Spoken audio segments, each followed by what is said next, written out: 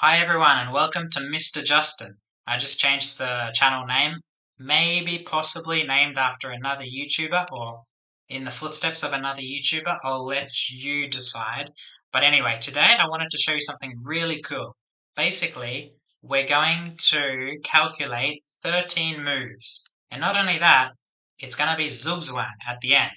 And I got this position from Karpov game. This is a book of Karpov's best games, literally called My Best Games by Karpov. Um, Unfortunately, it's not the correct analysis. I don't think this book's been revised. Usually, a lot of books are revised with engine analysis, right? So even though this was really cool when I looked at it, now that I've checked with the computer, it's unfortunately not completely accurate, but that's just beside the point. This is to practice visualization and calculation. So basically, this is the critical position, and I'm going to read out 13 moves after black's next move. Sorry, the players are Karpov against Yusupov from 1989, and I've already added the game to a public Lichess study, so I'm going to put that in the description of the video so anyone can access the game, the study, and play around with the position. And the critical position is here after black's next move. Now in the game, black played rook a e8, and Karpov says this critical line, analysis line, comes after king h8, which Karpov says is the best move, which already is a mistake. King g7 is actually the only move that gives black chances here. But that's life, alright? He wrote this, I don't know how many years ago before engines were around or so strong. So the critical line after king h8, which is tricky to calculate but really beautiful. So hopefully you can either I'm going to say the moves out loud and you can try and calculate on this board in the video, or you can set up this position on a physical board, which is what I did. I think, yeah, I used this book and I go through the games physically. Just so happened that I liked this position and this line, so I added the game. I downloaded the PGN and added it to the study. So anyway, after king h8, this is the line, okay? F takes g5, sacrifice, right? F takes e5, g6, queen takes g6, queen takes g6, bishop takes g6, rook takes g6, e takes d4, rook e4, rook f7, bishop takes d5, c takes d5, rook h4 check, rook h7, rook takes d4, rook d8, rook g5, rook h d7, a3, a6, a4, b5, a takes b5, a takes b5, b4. And in the book he says, y las negras están en zugzwang. The book's in Spanish. So black is in zugzwang. And I was trying to visualize this line and then understand why it's zugzwang.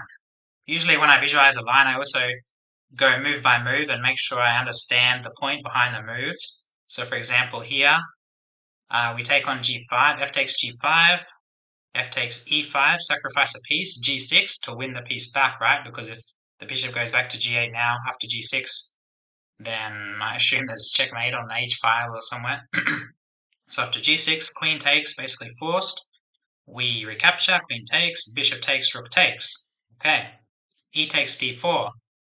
Black's trying to get as much material as possible, right? Rook e4 from white. And that forces rook f7 because we're threatening checkmate. With our rook on g6, we play rook e4, threatening rook h4, which would be checkmate. So black plays rook f7 there to stop checkmate. I assume if king h7, we just retreat the rook from g6 along the g file, maintaining the threat of checkmate, and the king on h7 is misplaced. So rook f7. Now we take on d5, forcing c takes d5. Now we give a check on h4, rook h4 check, forcing rook h7, only move. Now we take on d4, rook takes d4, forcing rook d8, to defend the d5 pawn. Now we play rook g7 to attack the d5 pawn a second time, which forces rook hd7 to defend the pawn a second time. And now the point is, it's almost close to zugzwang, right? We need to use up the pawn moves. The point is both rooks are defending the d5 pawn. Both of our rooks are attacking the d5 pawn. I'll just go through the pawn moves quickly. a3, a6, a4, again, trying to get to zugzwang, trying to make black run out of moves. b5, a takes b5, a takes b5, b4.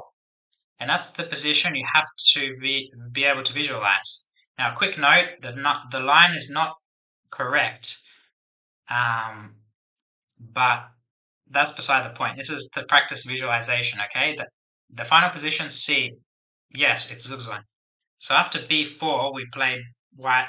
After white plays b4, let's try and visualize. We've got a pawn. Okay, these two pawns here, right? White, black. We've got a black pawn on d5, our rook on d4 attacking it, and a rook on g5 attacking it. Both black rooks are defending it, so the pawn's on d5, remember. Both black rooks are defending it. The king's still on h8, sorry. We've got these two pieces here, still here. And in that position, it's black to move. Now, if black moves either rook anywhere, they no longer have two defenders on the pawn, and we take the pawn. And we'd be up 2 pawns. Sorry, black's got 2 pawns, we've got 2 pawns. Sorry, we'd be up a single pawn, but a clean pawn, right? And it should be winning with 2 rooks. And the king cut off here. That's the main point of the zugzwang. So the rooks can't move, the pawn can't move here, or this one, and the king can't move. And the point is, the king, our rook is on g5, so the king can't move this way. Sorry. And if the king goes to h7, what happens? The rook on black's 7th rank stops protecting the checkmate, because our rook on g5 cuts the king, which means we're threatening checkmate with the other rook. So if the king moves its only legal move to h7, it leads to checkmate with rook h4 checkmate. The 2 rooks would be on g5 and h4. So the rooks can't move, the pawns can't move, the king's only legal move leads to checkmate, so black's in zugzwang. And, okay, I'm going through it very quickly, but it took me maybe between 5 and 10 minutes from when I first went through the line, not moving the pieces obviously, I had this position and I read the line in the book and I went through move by move, trying to visualize the moves, understand them to a basic level, not too deep, although most of them are forcing anyway, and then try and visualize the final position and understand why it's zugzwang. So now I'll go through it on the board, but hopefully you've been able to do that visualization. It's very important in chess, one of the most important things. According to me, my opinion, that's the main differentiating factor between levels between players. Stronger players are better at calculating and visualizing, right? And seeing moves in general, right? They do have, there's a lot of other factors, but that's very clear differentiating factor, I think. It's very difficult for a beginner or even intermediate to visualize all of that in a game situation. That's one of the most important points, right? This is in a game situation. Now, unfortunately, I will make the note that after after a3, a6, a4, I think that's where black has a drawing move, which is just to activate one of the rooks, give up the d pawn, and go for the a4 pawn. So in that position, after a3, a6, a4, I think the drawing move is rook g7 from memory, giving up d5, where black recaptures, trading a pair of rooks, and then playing rook g4. And I don't think... Okay, we can trade another pawn. So we'll still be up a pawn, but black activates the king, and that's the main point, and that's a draw. Being up a pawn in that particular rook endgame is a draw. But anyway, now I'll go through this forcing line. 13 move, visualization, calculation that leads to zugzwang. Very beautiful. So after king h8, we play takes on g5, piece sacrifice, temporary, g6, forcing queen takes, bishop takes, rook takes. Black takes on d4. We play rook e4, threatening checkmate on h4, right? Forcing rook f7, because again, if king here, I think we just move the rook back, maintaining the threat. Rook f7, take on d5, forcing the recapture. We give a check, forcing this. We take the pawn, attacking this pawn. Black has to defend. We attack again, forcing the defense.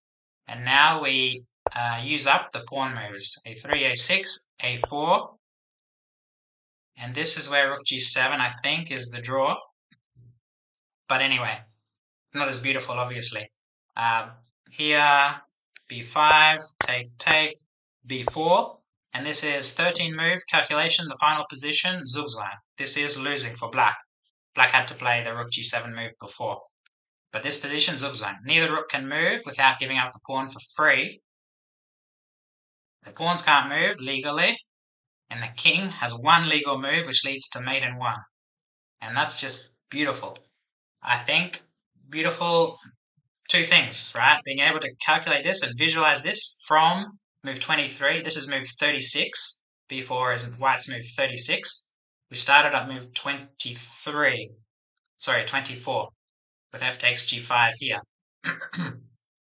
So it's difference of 12 moves with one of the moves at the end included, so 13. Very nice.